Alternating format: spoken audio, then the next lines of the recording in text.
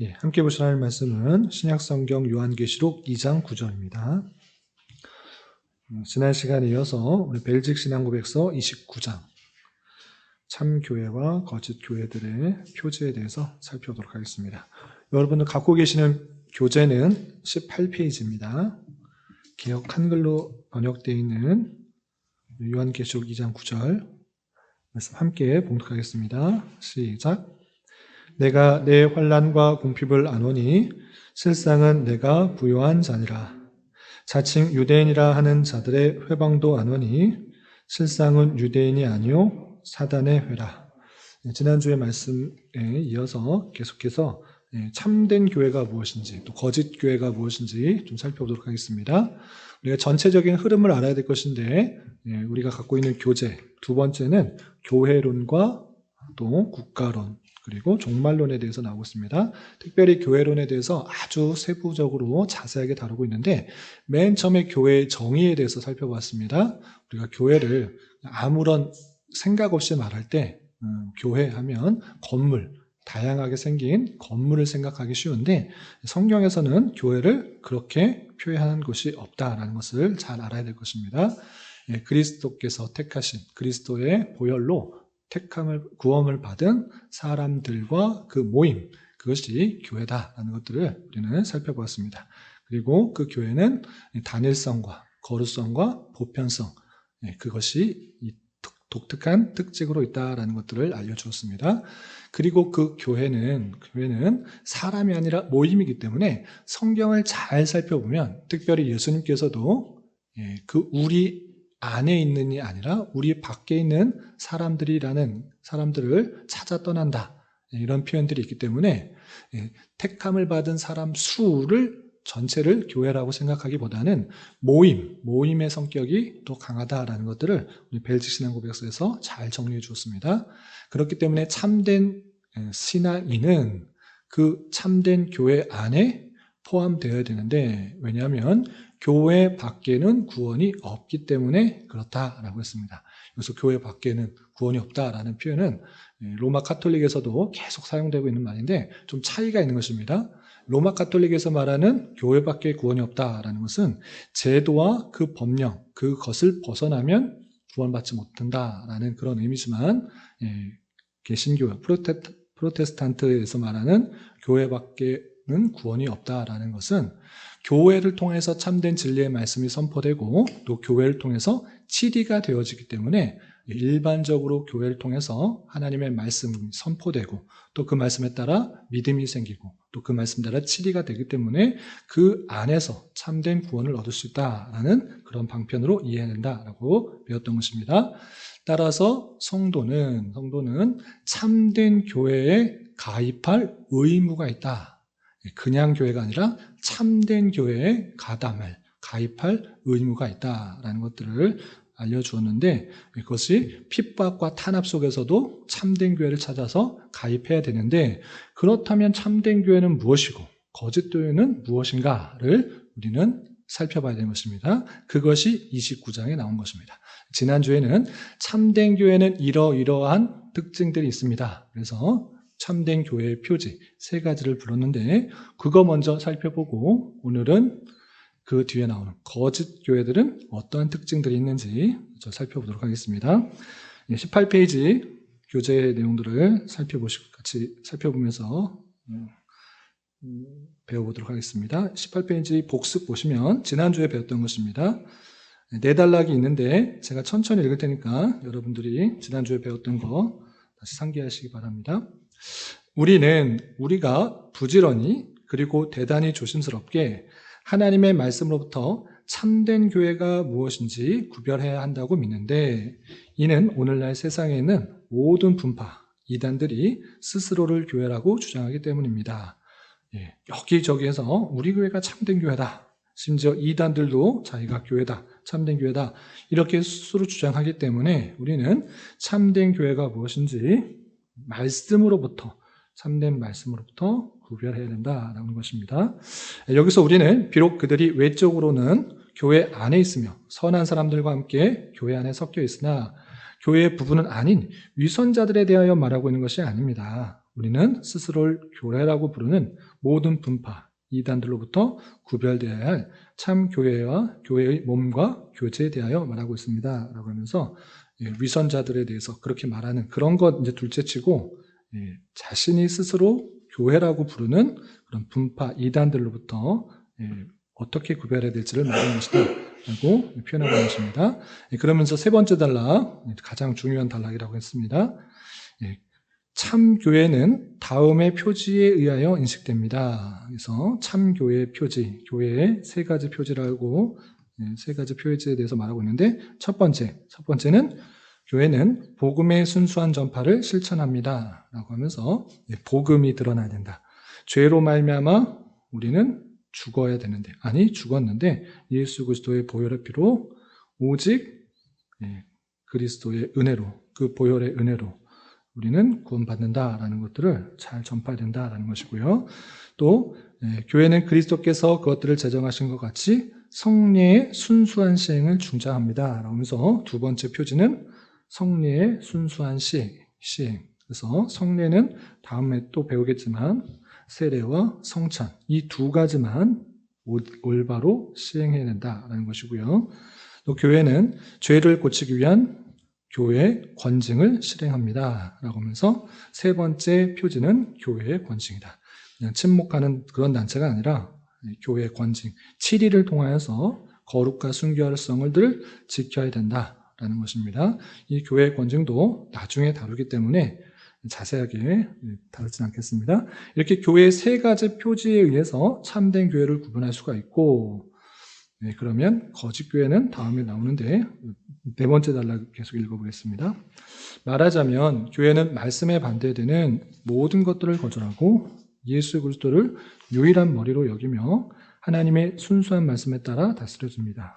이로써 참교회는 분명히 알려지며 어느 누구도 그것으로부터 분리할 권리를 가지고 있지 않습니다. 여기까지 참된 교회의 표지에 대해서 살펴봤습니다. 계속해서 뒷부분을 살펴보도록 하겠습니다. 18페이지 두 번째 네모칸에 있는 것 19페이지까지 연결되어 있는데 총 5단락으로 되어 있습니다. 조금 길지만 우리 함께 처음부터 끝까지 천천히 읽어보도록 하겠습니다. 시작. 교회에 속해 있는 자들은 그리스도인의 표지에 의하여 인식되어질 수 있을 것입니다. 그들은 유일하신 구주 예수 그리스도를 믿으며 죄로부터 도망쳐 나와 의를 추구하며 좌로나 우로 치우침이 없이 하나님과 그들의 이웃을 사랑하며 그들의 육과 육의 일들을 십자가에 못 박습니다. 비록 커다란 연약함이 그들 속에 남아있을지라도 그들은 그들의 생애의 모든 날 동안 성령에 의하여 그것에 대항하여 싸웁니다. 그들은 지속적으로 예수 그리스도의 피, 고난, 죽음, 그리고 순종에 호소하는데 예수 안에서 그를 믿음으로 그들의 죄를 용서받습니다. 거짓 교회는 하나님의 말씀에 돌리는 것보다 더 많은 권위를 그 자신과 자체의 질서에 돌립니다. 거짓 교회는 자신을 그리스도의 멍에 아래 드리기를 원치 않습니다. 거짓 교회는 그리스도께서 그의 말씀에서 명하신 것처럼 성례를 시행하지 않을 뿐 아니라 자기가 기뻐하는 대로 그것에다 더하거나 그것으로부터 뺍니다. 거짓 교회는 예수 그리스도 위에 근거하기보다는 오히려 사람 위에 근거합니다. 거짓 교회는 하나님의 말씀을 따라 거룩한 삶을 살아가며 거짓 교회를 그것의 죄와 탐욕과 우상 숭배 때문에 비난하는 자들을 핍박합니다. 이 두 교회들은 쉽게 인식되며 서로 구별됩니다. 오늘 배울 내용인데 크게 5단락으로 되어 있는데 밑에 3단락은 거짓 교회의 표지에 대해서 말하고 있고 거짓 교회는 이러이러한 특징들이 있습니다 라고 말하고 있는데 그 사이에 독특한 표지에 대해서 말하고 있습니다. 어떤 표지냐? 그리스도인의 표지라고 해서 4가지에 대해서 말하고 있습니다. 그러니까 이 29장에는 교회의 참된 교회의 표지가 무엇인지 그리고 거짓된 교회의 표지가 무엇인지 뿐만 아니라 그리스도인의 표지가 무엇인지 그 표지에 대해서 말하고 있는 것입니다. 이러한 특징들을 통해서 참된 그리스도인을 알 수 있다라고 또 이 고백서에서 설명하고 있는데 어떤 특징들이 있는지 먼저 첫 번째 단락을 살펴보겠습니다. 19페이지에 있는 첫 번째 단락 해설입니다. 제가 천천히 한번 읽어보겠습니다.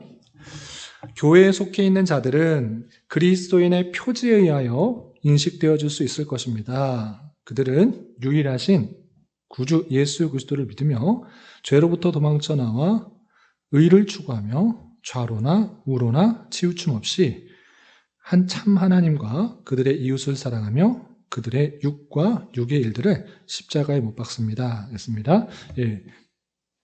그리스도인의 표지에 대해서 네 가지 말하고 있는데 우리가 그 사람이 어떻게 그리스도인인 줄 아느냐 라고 할 때 이 신앙 고백서는 네 가지 특징을 보면 네 가지 특징 정도를 보면 그가 그리스도인이구나 아니구나 이것을 확인할 수 있다라고 정리하고 있습니다. 첫 번째 가장 중요한 것 어떤 특징이냐? 그들은 유일하신 구주 예수 그리스도를 믿는다라는 것입니다. 당연히 그리스도인은 예수를 그리스도로 믿는 것입니다. 그런 성경에 가득 그런 내용들이 당연히 있지만 교재에서는 두 가지 근거 구절을 설명하고 있습니다. 첫 번째 요한복음 1장 12절 제가 읽어보겠습니다. 영접하는 자, 곧 그 이름을 믿는 자들에게는 하나님의 자녀가 되는 권세를 주셨으니 라고 하면서 예수 그리스도를 믿는 것, 그것이 영접하는 것인데 그렇게 영접하는 자, 또 믿는 자는 하나님의 자녀가 되는 권세를 주셨다라고 하면서 그리스도는 예수님을 믿는 자다. 그 믿는 자는 하나님의 자녀가 되는 권세가 있다라고 하면서 첫 번째 특징으로서 예수님이 참으로 그리스도, 구세주, 구원자라는 것을 믿는 것이다 라는 것입니다. 또 요한일서 4장 2절에서도 비슷한 표현이 있습니다. 하나님의 영은 이것으로 알지니 곧 예수 그리스도께서 육체로 오신 것을 시인하는 영마다 하나님께 속한 것이요 라고 하면서 예수 그리스도께서 성육신하셨다. 우리의 죄를 대신하여서 성육신하셨고 또 우리의 죄를 대신하여 그 죄의 값을 치르셨다. 이것을 믿는 것, 이것을 시인하는 것, 그것이 그리스도인이고 그것을 시인하지 않은 자는 하나님의 속한 영이 아니고 다른 영을 받은 자이고 그리스도인이 아니다라고 표현하고 있는 것입니다. 그래서 가장 먼저 그리스도인의 표지의 특징은 예수 그리스도를 믿는 것, 유일하신 구주 예수 그리스도를 믿는 것, 이것이 첫 번째 그리스도인의 표지다. 되어 있고요. 두 번째 표지는 무엇이냐? 죄로부터 도망쳐 나와 의를 추구한다. 정말 내가 죄인이고 하나님 앞에 죽어야 마땅한, 아니 영적으로 죽은 그런 존재이나 예수 그리스도로 믿음으로 말미암아 구원을 받았다고 하면 자연적으로 어떤 특징들이 나타나야 되는가? 이제 다시는 하나님께서 싫어하시는 죄를 짓는 것이 아니라 의를 추구하게 된다. 그래서 하나님께서 주시는 그 말씀에 근거하여서 살아가려고 하는 특징들이 있다라고 두 번째 특징에 대해서 말하고 있는 것입니다. 관련 구절로 두 가지를 교재에서는 말하고 있는데요. 여러 가지 중에 두 가지 중 첫 번째 로마서 6장 2절 그럴 수 없느니라 죄에 대하여 죽은 우리가 어찌 그 가운데 더 살리요 라고 하면서 죄로 죽었던 우리는 이제 그 은혜에 따라서 하나님께서 원하시는 삶을 살아가기를 기뻐하며 살아간다라고 표현하고 있고 또 빌립보서 3장 12절에서도 내가 이미 얻었다함도 아니요 온전히 이루었다함도 아니라 오직 내가 그리스도 예수께 잡힌 바 된 그것을 잡으려고 쫓아가노라 라고 하면서 바울 사도가 빌립보 교회에 나는 어떤 삶을 살아가는지 알려주면서 마땅히 그리스도인으로서 구원받은 성도로서 하나님께서 원하시는 것, 그것을 잡으려고 쫓아가는 모습들이 드러나야 함을 교훈하고 있는 것을 보게 됩니다. 이렇게 그리스도인의 두 번째 표지는 죄로부터 도망쳐 이제 의를 추구하는 특징들이 있다는 것입니다. 또 세 번째는 좌로나 우로나 치우침이 없이 참 하나님과 그들의 이웃을 사랑한다라고 하고 있는데 하나님과 그 이웃들을 사랑하는 그 모습들 그것은 요한 1서 4장 19절부터 21절까지 잘 드러나고 있습니다. 우리 이 말씀 같이 한번 읽어보겠습니다. 요한일서 4장 19절부터 21절 함께 봉독합니다. 시작. 우리가 사랑함은 그가 먼저 우리를 사랑하셨습니다. 누구든지 하나님을 사랑하노라 하고 그 형제를 미워하면 이는 거짓말하는 자니 보는 바 그 형제를 사랑하지 아니하는 자 보지 못하는 바 하나님을 사랑할 수 없느니라. 우리가 이 계명을 주께 받았나니 하나님을 사랑하는 자는 또한 그 형제를 사랑할지니라. 하나님께 은혜를 받아 구원받은 자는 어떠한 모습 가운데 드러나는가? 자연적으로 참 하나님과 그 이웃들을 사랑한다. 하나님을 사랑하고 이웃을 사랑한다 라는 것입니다. 하나님을 사랑하는데 형제를 미워한다. 그것은 정말 하나님께서 원하시는 모습이 아니다 라고 표현하고 있습니다. 눈에 보이는 바 형제를 사랑하지 아니하면 하나님을 사랑할 수 없다라는 그 말씀에 따라서 우리가 하나님께서 주신 그 형제를 함께 사랑할 수 있어야 된다라는 것들을 표현해주고 있습니다. 이렇게 그리스도인으로서는 세 번째, 하나님과 그 이웃을 사랑하는 그 모습들이 드러나게 된다. 그래서 세 번째 표지에 대해서 표현하고 있습니다. 네 번째는 그들의 육의 일들을 십자가에 못 박습니다. 라고 하면서 육체의 정욕들을 다 십자가에 못 박고 하나님께서 원하시는 성령의 소욕에 따라 살아가야 된다라고 표현하고 있는데 관련 구절로 갈라디아서 5장 24절로 두고 있습니다. 갈라디아서 5장 24절 제가 읽어보겠습니다. 그리스도 예수의 사람들은 육체와 함께 그 정과 욕심을 십자가에 못 박았느니라. 개역 한글로 번역된 성경이라서 이해가 잘 안 될 것 같아서 개역 개정으로 된 것을 제가 말씀드리면 옆에 여러분 펜 있으면 써놓으시기 바랍니다. 그리스도 예수의 사람들은 육체와 함께 그 정욕과 탐심을 십자가에 못 박았느니라 있습니다. 구원받은 자로서 내 안에 들어있는 여러 가지 육체의 정욕들, 탐심들, 그것을 다 십자가에 못 박아서 버린다. 이렇게 표현하고 있습니다. 나의 기쁨, 나의 정욕을 위해서 사는 것이 아니라 하나님께서 원하시는 삶의 모습으로 살아가기 때문에 그 모든 정욕을 십자가에 못 박는다라고 되어 있습니다. 이렇게 첫 번째 단락에서는 교회에 속해 있는 자들은 그리스도인의 표지하에서 인식될 수 있는데 그 네 가지 표지에 대해서 잘 정리하고 있습니다. 그런데 이 모습들을 보면 제가 하고 있는 것, 내가 믿고 있는 것도 있지만 잘 못한 것도 있는데 그럼 나는 그리스도인이 아닌가? 나 이거 좀 부족한 것 같은데 나는 그럼 참된 그리스도인이 아닌가? 이렇게 생각할 수 있는데 이 첫 번째 단락에서는 성경에서 말하고 있는 마땅한 그리스도인의 표지, 그리스도인으로서 모습들을 그려놓은 것입니다. 그리고 다음 단락에 이런 그리스도의 모범적인 모습에 미치지 못함에도 불구하고 우리는 어떠한 은혜 가운데 있는지를 설명하고 있는 것입니다. 20페이지 다음 단락 보겠습니다. 첫 번째 단락은 교회의 표지의 원리 원칙, 그 참된 모습을 보여주고 있고 실제 우리의 모습들이 어떠한지도 두 번째 단락에 나와 있는 것입니다. 두 번째 단락 보시면 비록 커다란 연약함이 그들 속에 남아있을지라도 우리 원리 원칙 네 가지를 봤지만 우리가 정말 그런 모습 가운데 항상 그렇게 살아가고 있는가?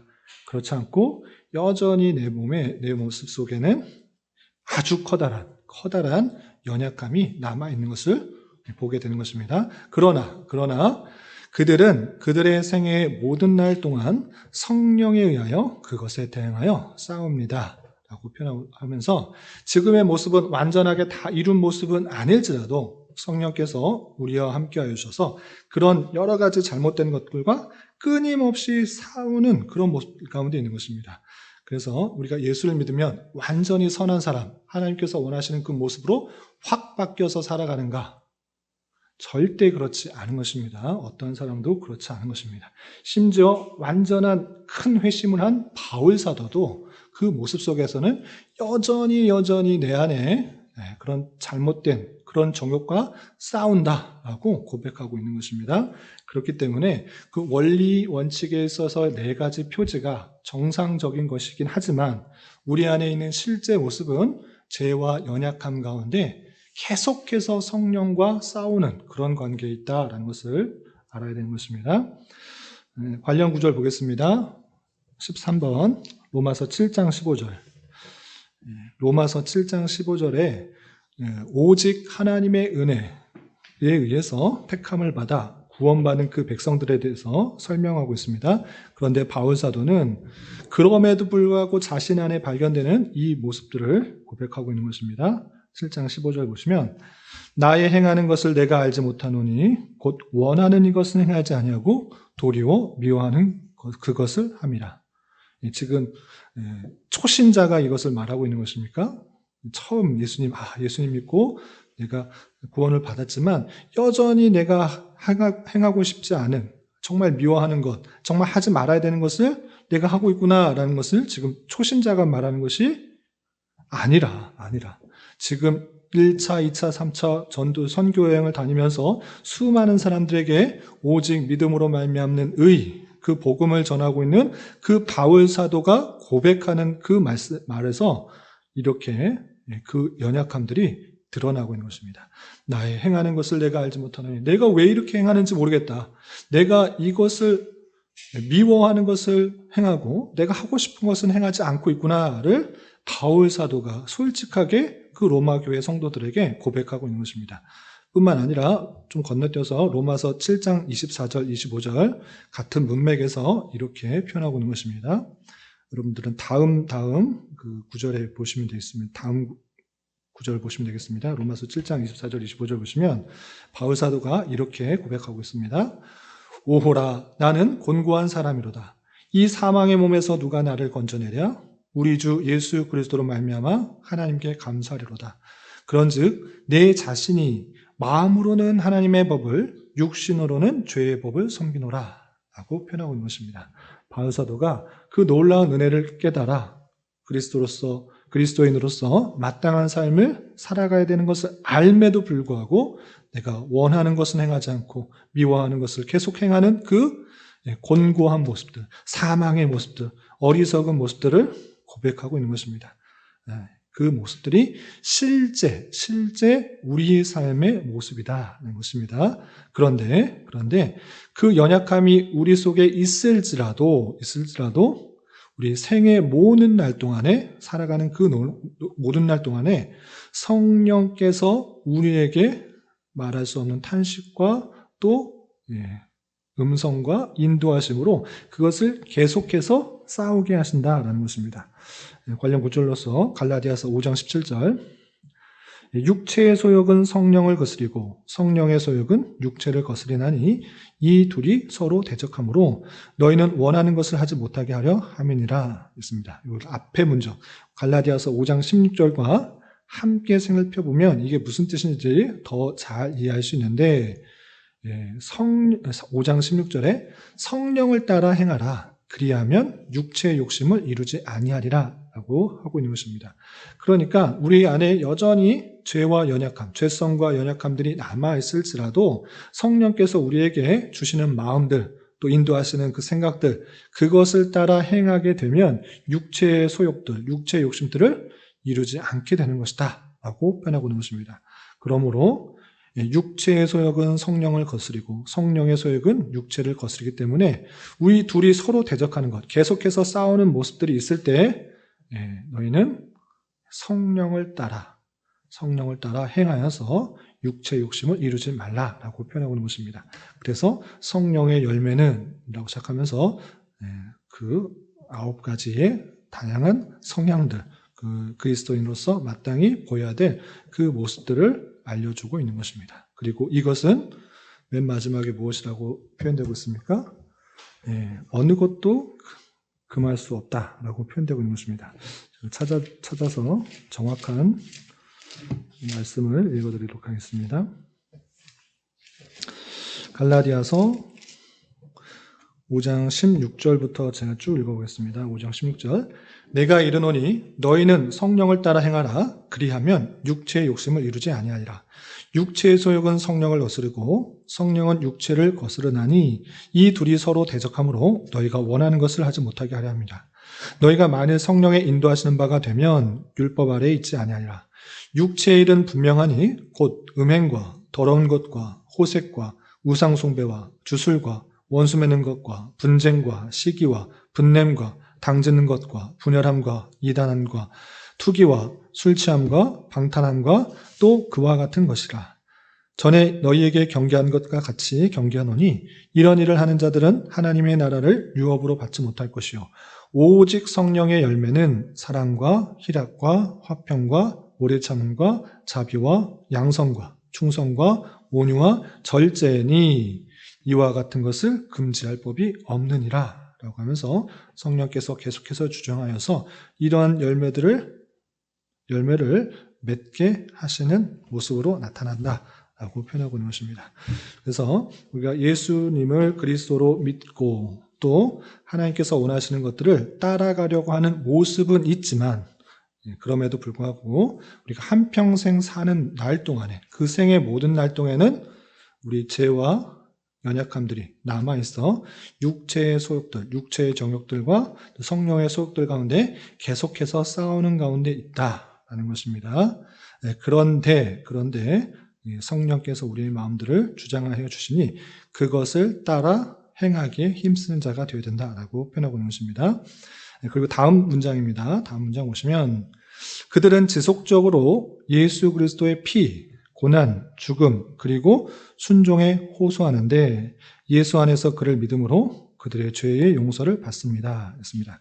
대단히 직역으로 표현돼서 이 무슨 뜻인가, 이 문맥이 무슨 뜻인가 이해하기 어려워서 제가 좀 찾아보니까 이렇게 이해하시면 좋습니다. 여러분들 펜이 있으시면 옆에 보충 설명을 해 놓으시기 바랍니다. 어떻게 이해하시면 좋냐면 좀 풀어서 좀 설명하겠습니다. 그들은 지속적으로 예수 그리스도의 피, 고난, 죽음, 그리고 순종에 호소하면서 이것들을 대항하여 싸웁니다. 이렇게 써야 하면 좀 이해가 쉽습니다. 그러니까 예수 그리스도의 피, 주님께서 우리를 위하여, 아니 나를 위하여 피를 흘리셨다. 주님께서 나를 위하여 고난당하셨다. 나를 위하여 죽음을 당하셨다. 이 사실들을 지속적으로 생각하며 호소하며 이것을 쌓아야 된다는 것입니다.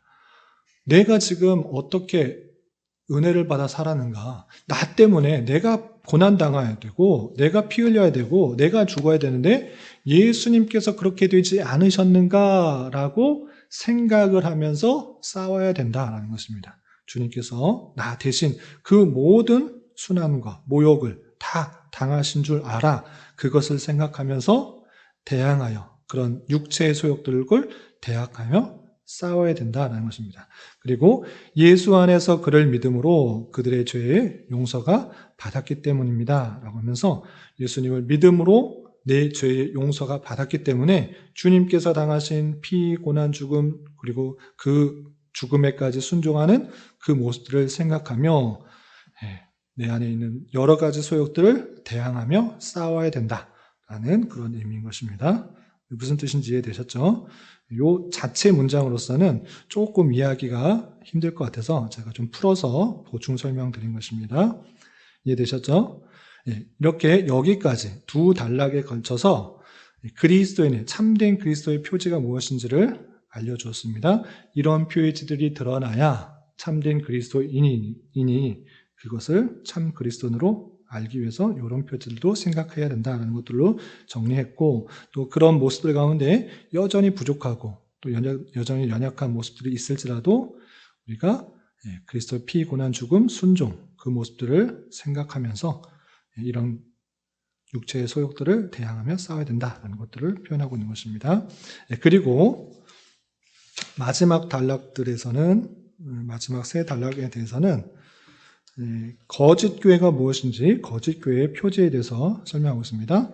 그러니까 맨 처음에 29장 처음에 참된 교회의 표지 그리고 그리스도인의 표지 그리고 거짓 교회의 표지에 대해서 설명하고 있는 것입니다. 그럼 거짓 교회의 표지들, 거짓 교회는 어떤 특징들이 있는지 살펴보겠습니다. 20페이지 밑에 있는 네모칸입니다. 제가 천천히 읽어보겠습니다. 거짓 교회는 하나님의 말씀에 돌리는 것보다 더 많은 권위를 그 자신과 자체의 질서에 돌립니다. 거짓 교회는 자신을 그리스도의 멍에 아래 드리기 원치 않습니다. 거짓 교회는 그리스도께서 그의 말씀에서 명하신 것처럼 성례를 시행하지 않을 뿐 아니라 자기가 기뻐하는 대로 그것에다 더하거나 그것으로부터 뺍니다. 거짓 교회에 대해서 특징을 말하고 있는데 크게 뒤에서 계속해서 설명을 하고 있지만 이해를 그냥 돕기 위해서 두 가지 표지로 정리하겠습니다. 물론 자세히 말하면 여기에 나온 것처럼 5, 6가지가 되는데 그걸 다 외우기가 힘드니까 두 가지로 일단은 정리하겠습니다. 거짓 교회는 어떤 표지느냐? 가장 큰 권세를 말씀이 아니라 교회에 두는 것입니다. 첫 번째 문장에서 핵심은 거짓 교회는 하나님의 말씀이 최고의 권위, 신적 권위를 두는 것이 아니라 교회가 더 큰 권위를 갖고 있다라고 말합니다. 예전에도 말씀드렸는데 성경이 어떻게 완벽할 수 있느냐, 성경 닫고 어떻게 다 이해할 수 있느냐, 다 해석할 수 있느냐, 이것은 교회에서 다 해석을 해서 줘야지만 그 자체가 제대로 이해될 수 있다.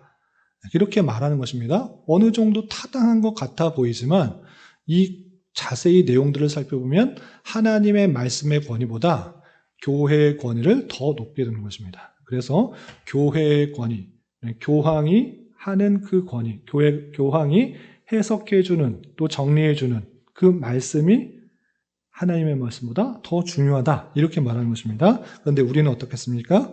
오직 성경에서 말하고 있는 것만 우리가 받는다라는 그런 입장인 것입니다. 성경에서 그렇게 말하고 있지 않은데 왜 그렇게 말하느냐? 그것은 거짓 교회다. 우리는 성경 말씀이 하나님의 말씀이 포함되어 있다도 아니고 하나님의 말씀이 되어진다도 아니고 하나님의 말씀이다. 정확무한 하나님의 말씀으로 받는 것입니다. 이것은 성경론 때 이미 다 말씀드리니까 더 추가적인 설명을 하지 않겠습니다. 그렇기 때문에 성경 말씀을 최고의 권위, 신적 권위를 두는 것입니다. 교회는 그것에 대해 순종하고 따르는 것이지 교회가 하나님의 말씀을 규정하고 해석하고 또 판단하고 빼고 더하고 하는 것이 아니다. 이렇게 말하는 것입니다. 그렇기 때문에 첫 번째는 가장 큰 권세, 그 권위를 하나님의 말씀으로 돌리느냐 아니면 자신과 자체 질서에 따라 돌리는가. 이것이 가장 큰 거짓 교회를 구별할 수 있는 특징이다라는 것입니다. 그래서 로마 카톨릭 당시에 종교개혁 시대 당시에 또 중세교회 대다수의 중세교회 그냥 로마 카톨릭은 하나님의 말씀은 교황이 해석해 주는 것 그리고 교황이 결정한 것 그것으로만 따랐기 때문에 성경에 없는 내용들이 너무 많은 것입니다. 그런 거 다 잘못됐다라는 것이고 그리고 교회가 결정했고 전통으로 그렇게 받아왔기 때문에 해왔기 때문에 그것을 따라야 된다. 이런 거 거짓교회다라고 표현하고 있는 것입니다. 두 번째는 무엇이냐? 두 번째는 자신을 교회의 권세를 그리스도의 멍에 아래 드리기를 원치 않는다.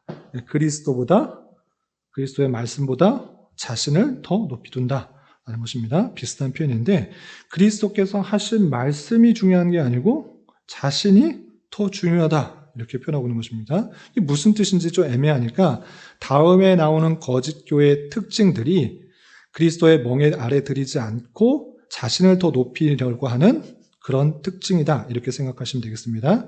그래서 여러분들 갖고 계시는 교재 가로 15번 다음에 예를 들어 라고 써놓으면 이 문맥이 조금 이해하기가 쉽고 머릿속에 정리하기가 쉬울 것입니다. 그러니까 거짓 교회의 특징은 첫 번째, 하나님의 말씀의 권위를 높이는 것이 아니라 자신의 권위를, 교회의 권위를 높이는 것이 특징이고 두 번째는 자신의 권위를 그리스도의 멍에 아래 들이지 않는다. 하나님의 말씀에 그리스도의 권세에 두지 않는다라는 그런 뜻입니다. 크게 보면 같은 의미지만 조금 더 세부적으로 나눈 것입니다.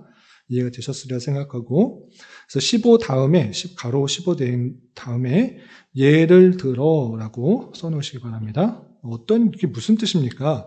거짓 교회가 자신을 그리스도의 멍에 아래 드리기를 원치 않는다는 것이 무슨 뜻입니까? 라고 할 때 예를 들어서 거짓 교회는 그리스도께서 그의 말씀에서 명하신 것처럼 성례를 시행하지 않는다. 그리스도께서 성례, 그러니까 이것을 하라고 분명히 하신 것이 있습니다. 무엇이었습니까? 세례 드리라. 모든 민족에게 가서 말씀을 전하고 아버지와 아들과 성령의 이름으로 세례를 주라. 이렇게 말했기 때문에 교회는 당연히 세례를 줘야 되는 것입니다. 그리고 예수님께서 잡히시기 전날 밤에 제자들과 모아놓고 성찬 마지막 6월절 잔치를 하면서 내가 다시 오늘날까지 이것을 행하여 기념하라. 이것을 명령하셨던 것입니다. 분명히 두 가지 명령하셨는데 그대로 시행하고 있는가? 그렇지 않는 특징이 있는 것입니다. 그래서 자기가 기뻐하는 대로 그 성례에 이거 좀 더 하면 좋겠다. 태어났을 때도 아니면 성인이 되었을 때도 결혼할 때도 죽을 때도 어떤 의식을 행함으로 하나님의 은혜가 덧붙여진다. 구원을 받는 도움 수단이 된다. 이렇게 말하면서 성례를 두 가지로 말하는 것이 아니고 몇 가지로 말하는 특징이 있습니까? 7성례, 7가지 성례를 행함으로 구원을 받을 수 있는 조건이 된다라고 말하는 것입니다. 그래서 세례 꼭 반드시 받아야지만 구원을 받는다라고 하면서 죽는 사람이 죽어가는 사람이 세례를 안 받았다고 하면 빨리 가서 그 사제가 빨리 가서 세례를 꼭 주도록 하는 것이 있는 것입니다. 그러나 우리는 세례를 받아야지 구원받는 것이 아니라 믿음으로 구원을 받기 때문에 세례는 많은 믿는 사람들에게 자기가 거듭났고 죄사함을 받았다는 것을 인정하는 그런 하나의 수단이고 은혜의 수단일 뿐이지 그것을 반드시 구원에 필요한 요소로 받지 않은 것입니다. 이렇게 거짓 교회는 그리스도께서 말씀하신 것 그것이 중요한 게 아니라 자기가 원하는 대로 자기가 기뻐하는 대로 더하거나 빼도록 하는 것입니다. 그리고 성찬을 할 때 주님께서 떡과 잔을 나누시지 않았습니까? 그런데 로마 가톨릭 중세 교회 때 어떤 일이 있었느냐? 그것이 진짜 예수님의 몸이고 진짜 피인데 아주 거룩한 것인데 그 성도가 이른바 평신도가 그 성찬을 받다가 예수님의 피, 그 잔을 흘린 것입니다. 그 고귀한 것, 그 거룩한 것, 예수님의 피를 어떻게 땅바닥에 흘릴 수 있는가라고 해서 이른바 평신도는 떡만 받고 잔을 받지 못하도록 했던 것입니다. 이것이 어떻게 가능한 일인가? 주님께서 이대로 행하라고 했는데 왜 그들이 마음대로 하는 방식을 바꾸어서 하는가? 이것도 문제가 삼는 것입니다. 그래서 정해진 방식, 떡과 잔을 받도록 했기 때문에 그대로 해야 되는데 자기가 기뻐하는 대로 더하거나 빼는 이 모습들 거짓 교회다 하는 것입니다. 이것이 그리스도의 말씀, 멍에에 묶여있는 것보다 자기가 판단해서 이게 더 좋겠다라고 해서 덧붙이는 것이다 라는 것이고요. 21페이지 두 번째 내용 해설 보겠습니다. 거짓 교회는 예수 그리스도 위에 근거하기보다는 사람 위에 근거합니다. 인간들 위에 근거한다. 그러니까 예수님의 말씀이 있는 것보다 더 중요한 것이 뭐냐? 인간들, 사람들의 판단, 결정, 그리고 교황의 결정을 그것을 근거로 해서 산다는 것입니다. 몇 년도에 몇 대 교황이 이렇게 하기로 결정했으니 그대로 따릅니다. 그런데 예수님께서 하신 근거는 없는데 그렇게 해야 된다. 예수님 말씀보다 사람의 근거가 더 중요한다. 이것은 로마 가톨릭에서 아주 흔한 일인 것입니다. 우리 종교개혁 기념 강좌 때 이종종 교수님이 예를 들어서 설명했던 것이 있었습니다. 갈릴레오가 지구는 돈다라고 말했다가 그 교황으로부터 너는 파면이다. 너는 지옥에 가라. 이렇게 말했다가 수백 년 뒤에 교황 요한 바오로 2세가 생각해보니까 그 말이 맞다. 그러면서 어떻게 했다고 그랬습니까? 지옥에서 끌어서 천국으로 올라가겠다. 이게 뭐 하는 것입니까? 그런 예들이 아주 빈번한 것입니다. 사람의 결정, 사람이 그 모든 것들을 결정하고 또 예수님께서 말씀하신 것보다 인간들의 말, 결정, 판단에 더 중요하게 생각하는 것입니다. 이런 것들이 그리스도의 멍에 아래에 있는 것이 아니라 자기의 멍에를, 자기의 권세를 더 위로 올리는 그런 모습인 것입니다. 그리고 또 하나의 특징, 다음 보시면 거짓 교회는 하나님의 말씀을 따라 거룩한 삶을 살아가며 거짓 교회를 그의 죄와 탐욕과 우상 숭배 때문에 비난한 자들을 핍박합니다. 그러니까 괄호를 잘 쳐야 되는데 하나님의 말씀 따라 거룩한 삶을 살고 또 거짓 교회를 지적하는 그런 사람들을 핍박한다. 거짓 교회는 참되게 살아가려고 하는 그런 사람들을 핍박하는 특징들이 있다는 것입니다. 이것이 어떤 차이가 있느냐? 이 거짓 교회, 특별히 중세 교회에 하나님의 자신들의 판단과 결정, 자신들의 지내왔던 전통과 다른 이야기를 할 때 단순히 그냥 출교시키거나 지옥에 가라고 말하는 정도로 끝나는 것이 아니라 실제적으로 물리적이고 더 강압적인 재산적인 피해를 주었던 것입니다. 사형에 처하기도 하고 교수형에 처하기도 하고 다양한 방법으로 그런 종교 개혁자들을 핍박했던 것입니다. 그럼 우리는 어떠냐? 참된 교회는 어떻게 하느냐? 참된 교회는 아주 중요한 정신이 자유인 것입니다. 자유라서 그렇게 생각하냐? 그러면 참된 교회에서 결정할 수 있는 가장 큰 치리는 무엇입니까? 권징은 무엇입니까? 출교 외에 없는 것입니다. 가장 먼저는 바로 설 수 있도록 두세 사람이 권고하고 그래도 말을 듣지 않으면 수찬을 정죄하고 그래도 말을 듣지 않으면 출교하면 끝입니다. 더 이상 물리적인 그런 해를 가하지 않습니다. 재산을 압수하지 않고 옥매어서 죽이는 것이 아니고 자객을 보내서 어떤 사람 해코지를 하는 것이 아니고 그냥 출교하는 것입니다. 그런데 그런 사람들을 핍박하고 죽이고 그리고 재산을 몰수한다. 이것은 거짓 교회가 하고 있는 특징들이다 하는 것입니다. 이렇게 거짓 교회는 그 권세를 교회에 두고 또한 그리스도의 멍에 두지 않기 때문에 성례도 마음대로 행하고 또 자신의 권위를 예수 그리스도의 권위보다 높게 하고 또 잘 믿는 사람들을 핍박하는 그런 특징들이 있다라고 말하면서 이 두 교회들은 쉽게 인식되며 서로 구별되는 특징들이 있다라고 정리하고 있습니다. 이렇게 정리하는데 이건 당시에 특별히 중세 교회에 대단히 문제점을 지적하는 그런 모습이지만 오늘날의 이단 교회에서도 적지 않게 보이는 모습입니다. 그러니까 교주, 이단의 교주가 성경을 해석하거나 성경을 판단하고 성경을 이렇게 해야 된다라고 다양한 모습들을 보이며 그대로 순종하지 않은 사람을 대단히 물리적으로 핍박을 하고 또 재산적으로 몰수하는 여러 가지 특징들을 보게 되는 것입니다. 그런데 그것이 아니라 오직 복음이 순수히 전파되고 성례를 바르게 시행하고 권징이 제대로 시행되는 것을 통하여서 참된 교회를 알 수 있다는 것들을 볼 수 있습니다. 여기까지가 29장의 내용인데 혹시 이 내용을 통해서 또 보충 설명될 것이나 궁금한 점이 있으면 질문하시기 바랍니다.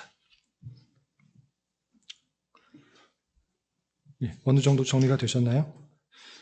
그래서 참된 교회의 표지, 그리고 그리스도인의 표지, 또 거짓 교회의 표지들을 잘 살펴보면서 나가야 될 것이고, 또 다음 시간에는 그럼 이 참된 교회는 어떤 식으로 다스려져야 되는지 그 내용들에 대해서 더 살펴보도록 하겠습니다. 질문 없으시면 기도하고 마치겠습니다. 하나님 아버지 감사합니다. 오늘 벨칙신앙 고백서에 또 참된 교회와 또 거짓 교회의 표지들을 살펴보면서 우리가 어떤 것에 더 중점을 두고 또 교회를 찾아야 되고 또 가입해야 되는지 살펴보았습니다. 이런 말씀에 따라서 우리 교회가 참된 교회의 그런 표지들을 잘 세워나갈 수 있도록 인도하여 주시고 주님께서 우리에게 주신 그 놀라운 사랑들을 깨달아 그리스도의 표징들도 또 잘 이루어나가기에 힘쓰게 하여 주시고 이 세상에 있는 다양한 거짓 교회들을 분별하여서 참된 교회에 가입하고 또 그 교회에서 다스림을 잘 받아 또 하나님께서 원하시는 성도요 교회의 모습들을 이루어갈 수 있도록 인도하여 주시옵소서.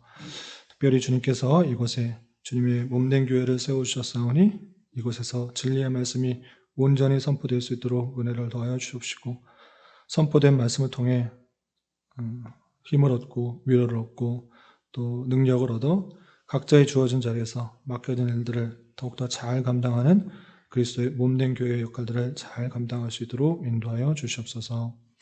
주님, 교회 내 육체 연약감과 질병으로 또 병원에 치료를 받는 여러 성도들이 있사오니 주님께서 건강케 회복케 하여 주시고 또 건강한 모습으로 맡겨진 일들 잘 감당할 수 있도록 인도하여 주시옵소서.